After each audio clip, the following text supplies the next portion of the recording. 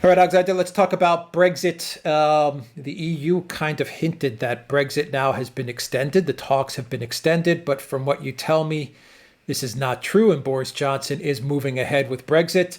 So, what is going on? Who's telling the truth and who's fibbing? Well, in a word, the European Union is fibbing. I'm sure that is not going to come as a great surprise to our viewers, but that has been the consistent story right the way through. Let's just recap and understand where we are, because there was a lot of disinformation being peddled. I don't think it reached Britain very much. I think people in Britain are more familiar with this, but people outside Britain, in the United States and in the rest of Europe, might have been misled by some news stories that I saw circulating in all sorts of places, including Zero Hedge, by the way. Briefly, as we know, Britain left the political institution of the European Union in January of this year. This is after protracted negotiations. This is after every conceivable attempt by the Remainer establishment in London to derail it, to get us to go for second referendums and all sorts of things. It was also after massive obstruction by the European Union itself and by the bureaucracy of the European Union. And it was also partly, as it now turns out, the result of collusion. All this obstruction. There was collusion, it turns out, between the Remainer establishment and the European bureaucracy, with Tony Blair playing an absolutely central role. He was telling the Europeans, dig in, don't give anything to the British. That way we can force the British into holding a second referendum. He gave them the wrong advice. The Europeans followed it. They stuck to a very hard line.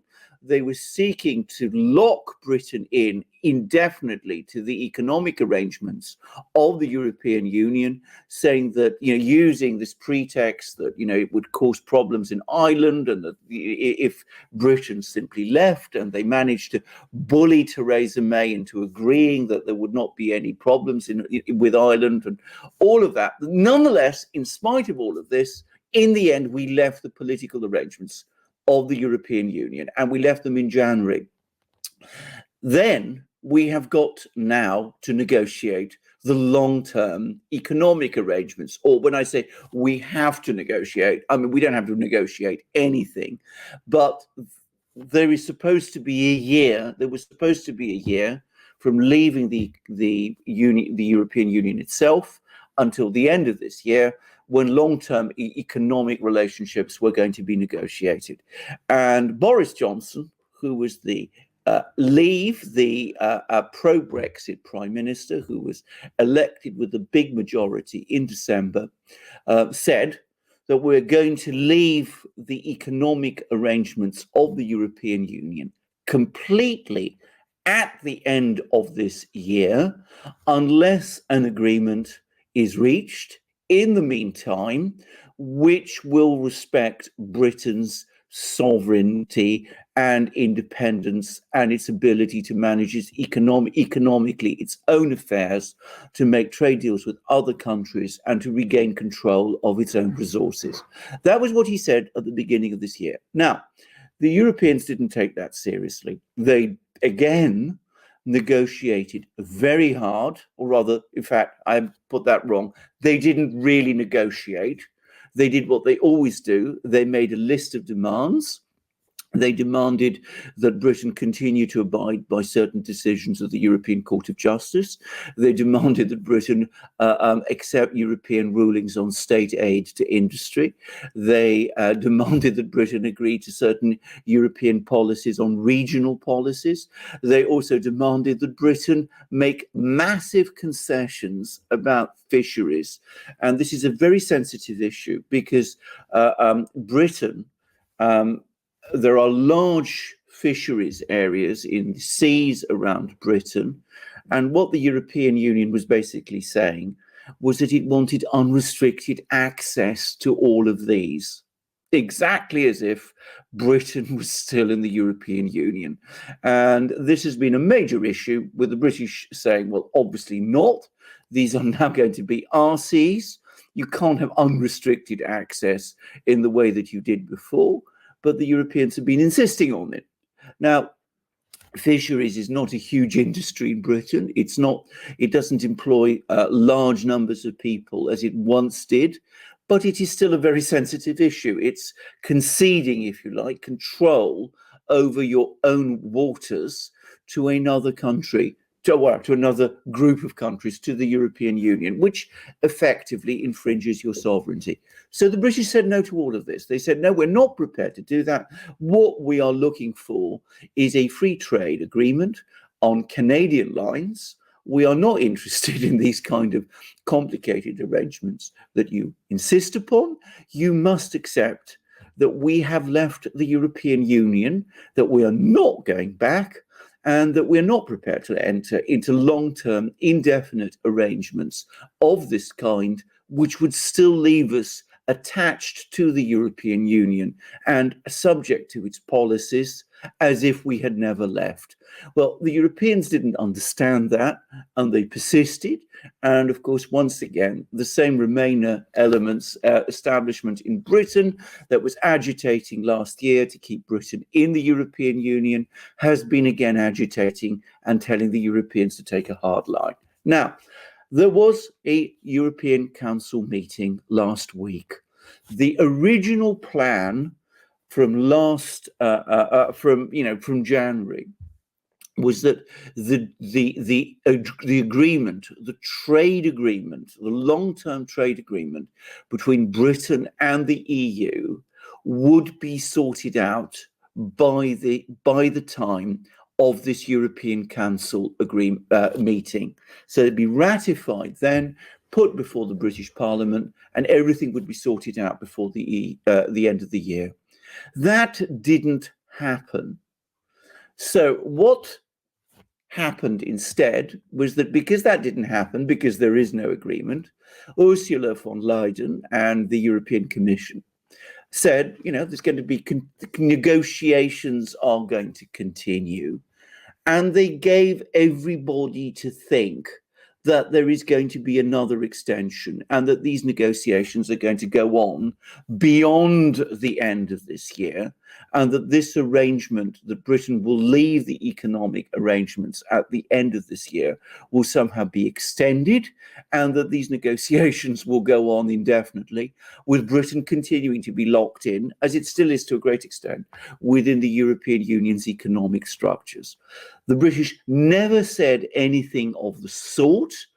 That fibbing, to use your expression, lying, some people might say, provoked Boris Johnson into coming on to British television and saying that now a no deal is looking increasingly likely, and there will not be an extension beyond the end of the year. It has been the story of these negotiations right from the first day of the day after the 2016 Brexit referendum. The Europeans have never accepted that Britain is really leaving. The Remainers in Britain have never really accepted that Britain is really leaving. They make unacceptable demands of the British. They refuse to compromise. And the result is that we're going to end up with the very no-deal scenario that the Europeans say they don't want, that a lot of people in Britain, including leavers, in fairness, say they don't want, but that's where it's heading. Yeah, but there's no more time to negotiate. No, there isn't any more time. And in fact, this is one of the points that Boris Johnson said. There's been no real progress in the negotiations. So given that there's been no progress in the negotiations between January and October, what prospect is there of a change between October and, well, the end of the year, which is now only a few weeks away? Remember, we've got the Christmas holidays coming up, the Christmas vacation. I mean, it's simply not realistic anymore. So the one possibility that some people are talking about is that one side or another is going to blink and, concede. I cannot see how the British can do that.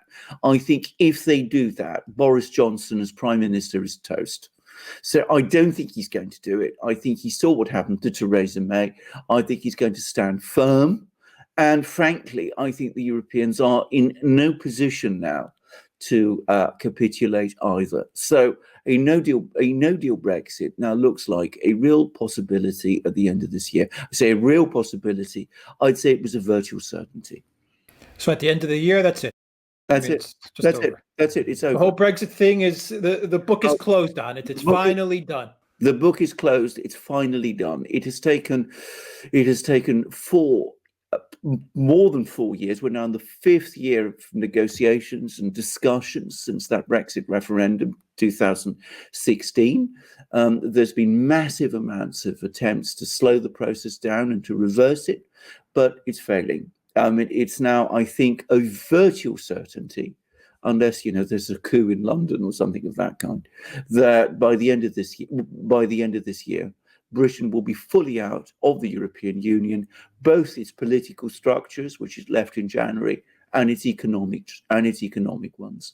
And we will be in a no-deal Brexit with Britain trading with the EU, as Boris Johnson said, like Australia, on World Trade Organization terms. I was just going to ask you, the only possibility to keep this thing going would be for Boris Johnson to leave off.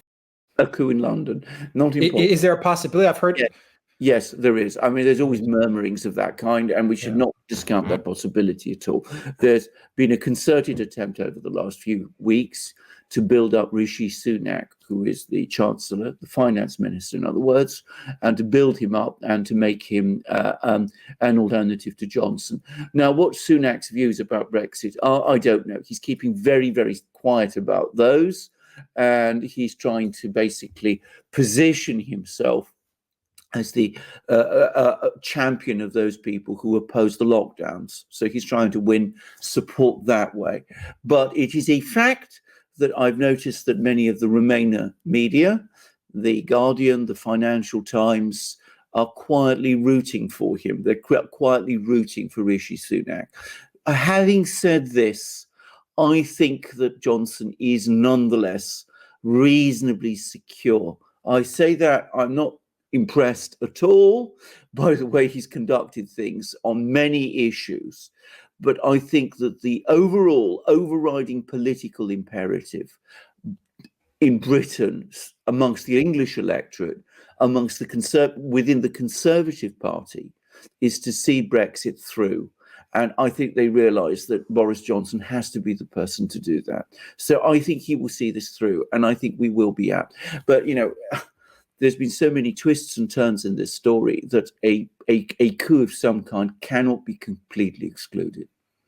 All right, so 2 months and change. 2 months and change for Boris Johnson to make it, right? Absolutely, exactly. And my own view, actually, and I'm going to just finish by saying this, I think that Johnson's problems will begin to increase after Brexit is out of the way. I think that there are people in the Conservative Party who are unhappy with him for all kinds of reasons, but they're not going to move against him. Right. Because they need to see Brexit through, and he is the guarantor of it. From his point of view, he knows that if he doesn't get Brexit done before the end of this year, he will lose the support of those same people. So he has to get it done. They need him to get it done, and I think together they will see it done by the end of this year. What happens next year is another matter. The Conservative Party is a notoriously unsentimental organisation, but for what it's worth, I still think that Johnson is going to survive. Step by step. Let's get Brexit done first, and then they can deal with what's coming next. Yeah. They can deal with Johnson or not, as the case may be. I agree. I wonder what our viewers think as well. But yeah, well, indeed. Absolutely. I mean, they're welcome to say. I'd be very interested. We always follow what our viewers say, by the way. We're always very interested. But that's my assessment of the situation. Boris Johnson's address was very clear, very strong, and I think it's come as something of a shock. I think that there's a lot of disbelief around that he really means what he says. I have no doubt that he does. I think he knows that his political future depends on it.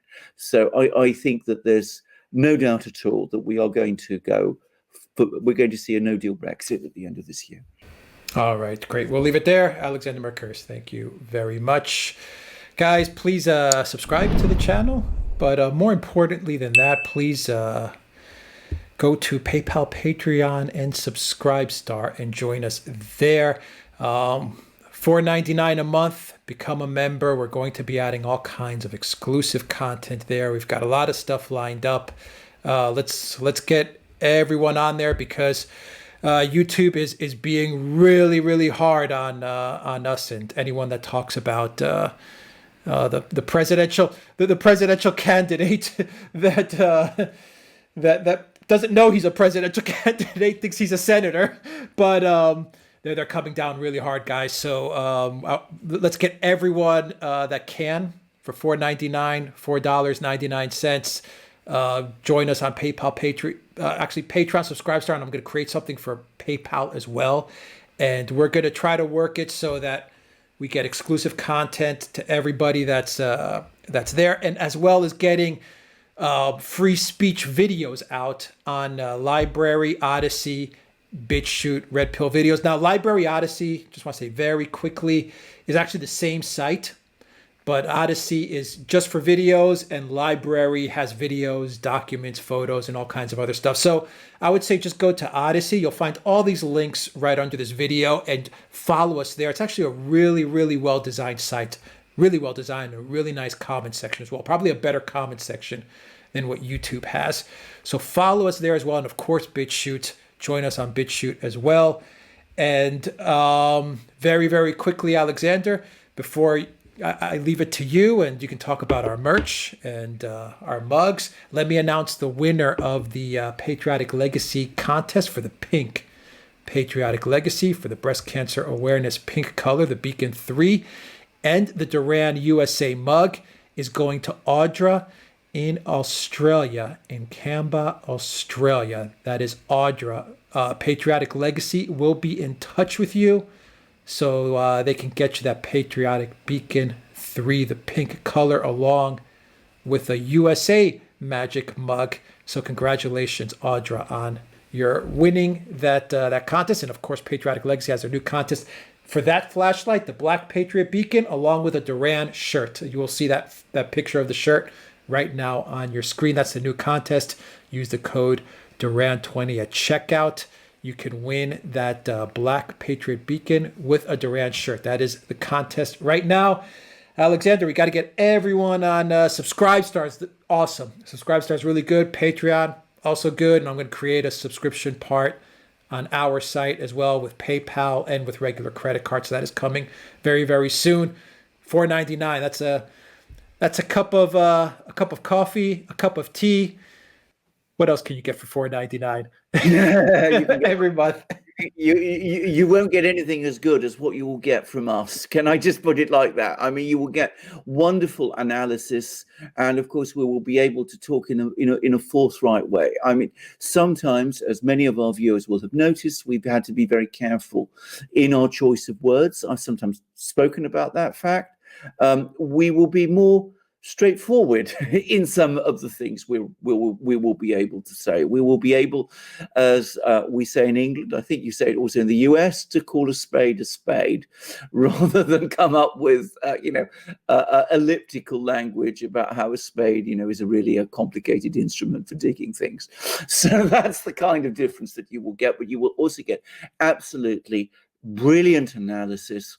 I would remind our viewers that our analysis of lots of topics has been absolutely spot on. It repeatedly gets confirmed from, as the news evolves. You will often find that we have discussed things and they turn out to be exactly as we have said. The reason is not that we have sources. We don't have any sources except the open media ones, but we are both people who have backgrounds with, diplomatic and political families, and that enables us to understand and see things and analyze them in ways which we think are really helpful. So if you come to us and follow the advice that Alex has just said, then as I said, for a frankly insignificant amount of money, you will get the best analysis, news analysis there is out there. I say that without any doubt at all. And I just want to stress that we are going to get as many videos as we can, not only up on YT, but up on ODYSEE and BitChute and Red Pill videos. You'll find those links down below. We're going to get really, really good content on those sites, free speech exclusives. And like Alexander said, we will be able to go off on a lot of topics and a lot of people and a lot of the bad stuff that's going on that YT does not permit us to do. So it's going to be really, really fun. So with that, guys, just look for those links in the description box down below. And also check out our Discord server. A ton of people have joined us on Discord. We have an open chat where you can share memes, you can share GIFs, you can share links. You can say anything you want about geopolitics, politics. I'm on there and I'm chatting with people as much as I can.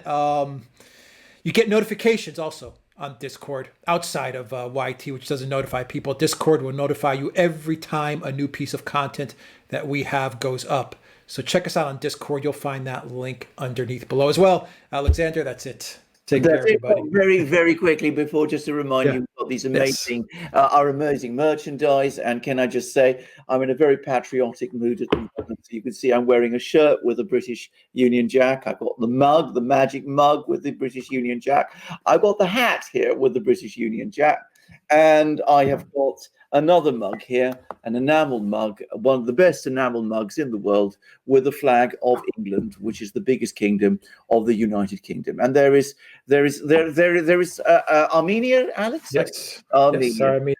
Armenia too. Yes, a brave country, of which, by the way, we both are very familiar with, and my brother, by the way, travels to it regularly. He's been there. He loves the place very much. And can I just say that I'm also close friends, very close friends, with the leading linguist, Armenian linguist at King's College, Cambridge, who regularly travels not just to Armenia but to Nagorno-Karabakh.